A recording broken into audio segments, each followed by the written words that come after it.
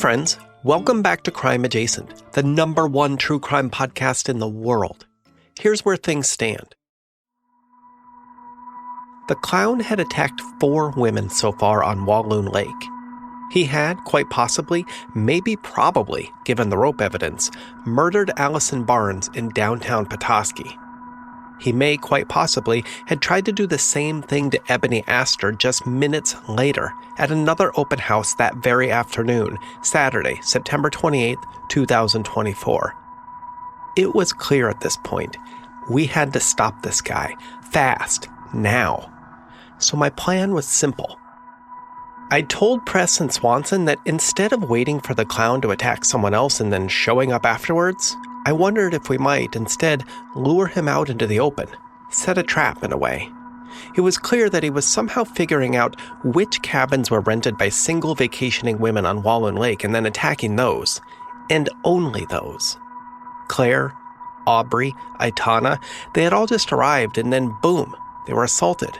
This guy wasn't stalking in the woods for days, picking his targets. It was like he knew, like he had access to the booking records. So I thought, why don't we do the same? So I had Dorothy, our computer whiz on the crime adjacent team, tinker with some... She got inside... No. I'm not sure how to say this, legally, even now, to be honest, a full year after this case ended. This is one of those tricky things about being involved in these cases as a true crime podcaster, rather than a cop or a detective. So in situations like this, I usually just do what Jessica Fletcher might have done, which is to say, bend rules, or laws, or whatever. Laws, rules, tomato, potato, we all commit crimes, don't be so judgy. So, how do I say this? I didn't tell Press or Swanson the full details, just that there was a way to make a reservation under a fake name. So Dorothy did, or someone did, I guess. Who even knows at this point? Y'all, I can see Nikki shaking her head through the studio glass, like doing the mental math on legal bills. I get it. I'm sorry. The point is, a woman by the name of Karen Gallagher booked a short-term rental off Gruler Road, just down the road from Claire's cabin, for that very night, Saturday, September 28th, 2024. It was for a 2-bedroom cabin smack dab in the middle of the clown's hunting ground.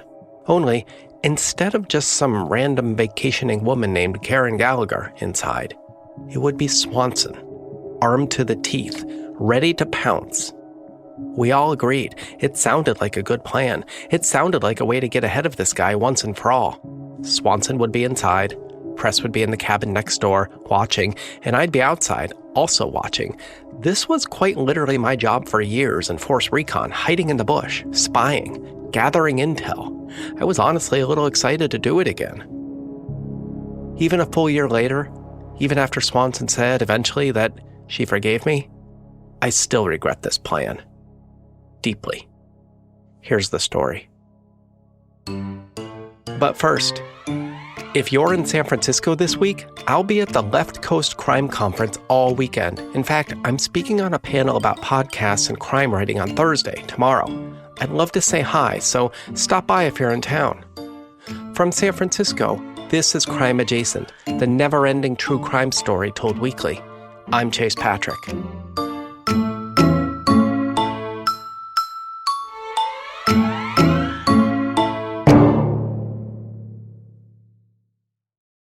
I've told you this story a couple times now in previous seasons, but maybe you're new here and haven't heard it. I'll be brief. My parents kicked me out at an early age, so I lived on the streets of San Francisco for a while, a scared 12-year-old trying not to get, well, you can imagine. A woman by the name of Susan found me, sleeping under her car near the library in the neighborhood of Noe Valley. Sleeping under cars felt so safe, so hidden. So Susan, she spots me and she offers me a hot meal, a shower, a place to stay. It turns out Susan did this for numerous street kids over the years. In fact, about a year after she found me, she found Nikki Freeman, who would become my sister. Susan offered Nikki a home as well. She changed our lives. These years, when we were together in this warm yellow Victorian near the library, were some of the best years in my life, in Nikki's as well. I won't sidetrack with what happened. That's not the point of this story, and I've talked about it all in Season 7 and how we're still looking for him. But Susan was taken, and Nikki and I were soon on our own again. But we were both older, wiser by then. Well, Nikki was anyway. She joined the police department, determined to become a detective, dead set on nailing the bastard who took our mom. That's what I wanted to talk about. I joined the Marines, Force Recon, anything to get as far away as possible. The coward's way, I think, running away. Nikki and I talk about this a lot, how we cope. Do we stay? Do we go? Run? Is one better than the other? Or are both just ways of protecting ourselves one way or another? I was in the bushes outside of this 2-bedroom cabin on Walloon Lake all by myself. I had a good view of the cabin where Deputy Swanson was inside, pretending to be a single vacationing woman by the name of Karen Gallagher. Sheriff Press was in the cabin next door keeping an eye out, remaining close. It was close to 1 a.m. We'd been there for hours. Press had a rental car parked outside Swanson's cabin, trying to make it look like a real vacationing woman was inside, all alone. The clown creepings all happened close to daybreak, so just before 6 a.m. or so. So for a while, Swanson, Press, and I sort of chatted over our cell phones, quietly, in the dark. I could see Swanson moving around inside her cabin. We all thought it was wise to leave the window curtains open and to leave the lights on inside. If the clown was watching somehow, we wanted him to know there was a single woman in there, waiting for him, alone. I was thinking about my adopted mother, Susan, the one both Nikki and I consider our real mom. And I was thinking about home, and what that means, and who makes it. Residents, tourists, family, chosen family. Because of the meeting earlier, but also because of something Press said. Like I said, we were just chatting, quietly. And Press said something like, when Swanson takes over. Press had plans to retire, and I got the sense Swanson was being groomed to take over as sheriff. But I also got the sense they both, I guess, didn't really talk about it. Or maybe had talked about it, but both reached opposite conclusions. Because Swanson gave one of those sarcastic sighs like, And then she said, "Boss, you and I both know I'm getting the hell away from this lake as fast as I can." I was in the bushes, and I wasn't about to touch whatever they were talking about. I could tell, even over the cell phone conversation, that Press had touched a nerve. It was late. We were all beat. She probably messed up in a way I didn't even realize, not knowing the full story. Press said, "Hey, I'm sorry. I didn't mean it." She paused. "You okay there, Swanson? Being so close, too." Swanson cut her off. "Can we just cut it?" she said. "It's late. He might be out there watching. We should all maybe give it a rest at this point." There was a pause. Press said, "Roger." And we all hung up.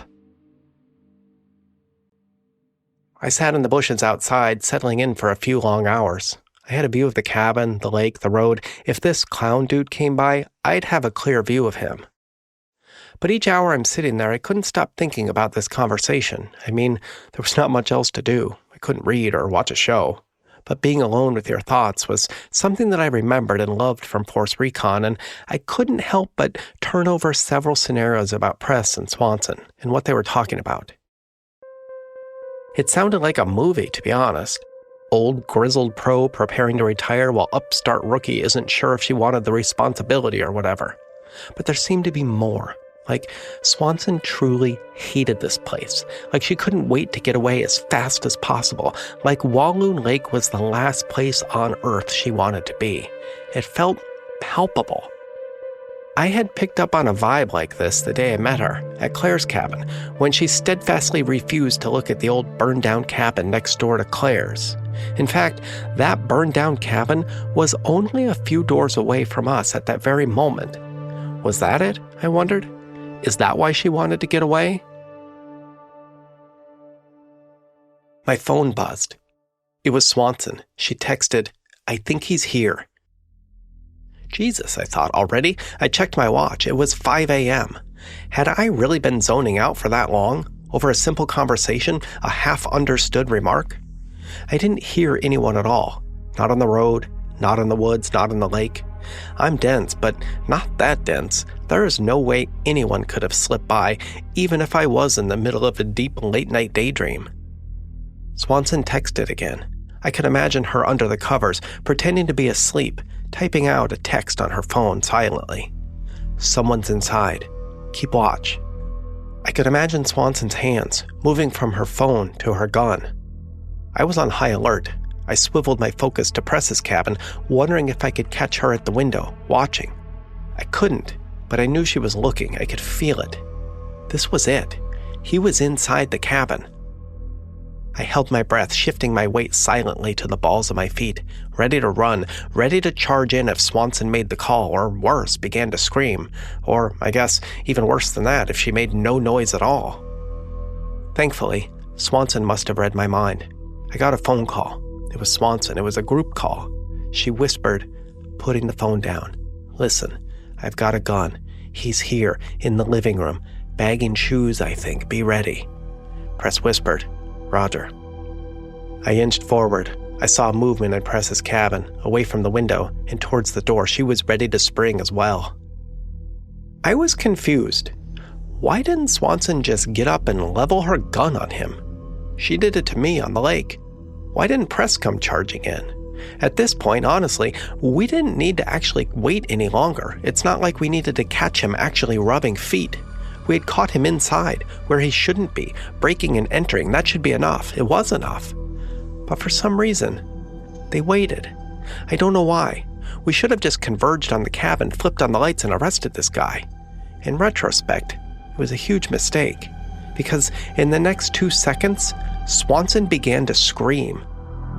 A gunshot exploded. A door banged open. I bolted out of the bushes. I could see Press dash out of her cabin. We raced toward Swanson's cabin together.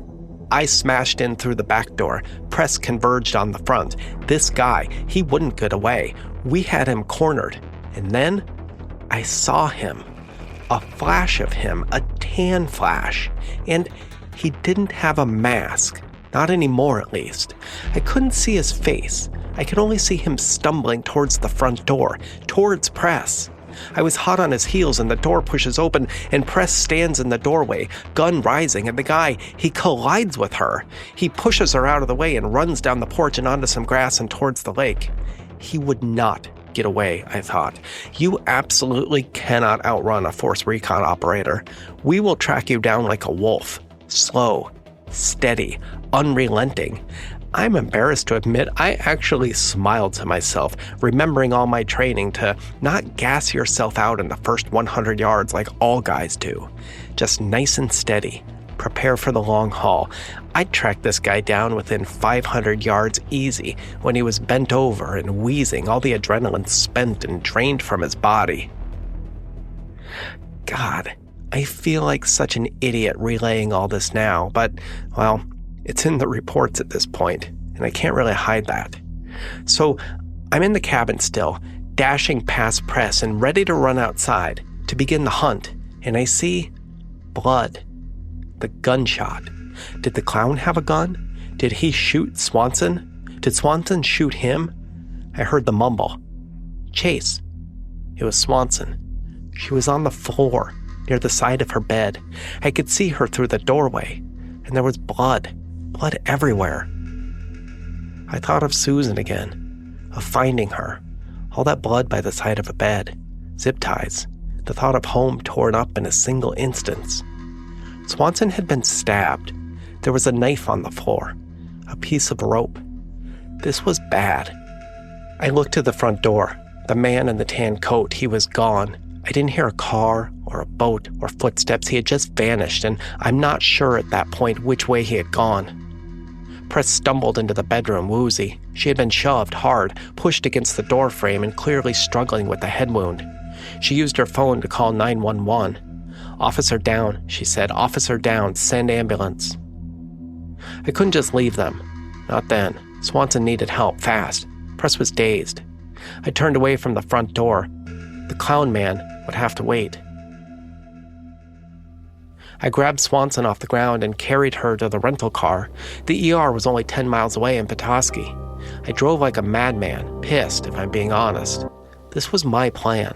I never should have mentioned it. This was all my fault. Swanson coughed in the back seat, Press using her shirt to apply pressure to Swanson's leg, where she had been stabbed. Damn it, I thought. That's a lot of blood. The femoral artery. Swanson coughed again, her face going blue and white like a ghost. She whispered, I saw him. He didn't have a mask at all. She coughed again. Swanson gathered her breath and said, It was Meeks. No doubt. We got him. And then she passed out.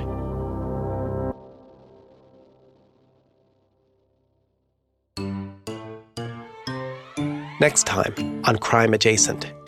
Swanson told me to go home, or wherever. I wasn't needed there anymore. Press said the same thing. They had a name now, a suspect. Their suspicions were correct. They could officially put out an APB. He'd have nowhere to hide. Swanson said they'd have Tim Meeks in days now. I'm not a cop. I'm just a guy with a popular podcast, and it was clear they didn't need me, and I was only messing things up. I felt bad, like there were so many loose ends to tie up that I just have to forget about. Tim Meeks, Jimmy Ball, Bill LaBoa. Could I just leave? Swanson said, Why not? I am. As soon as I'm out of the hospital, screw this place.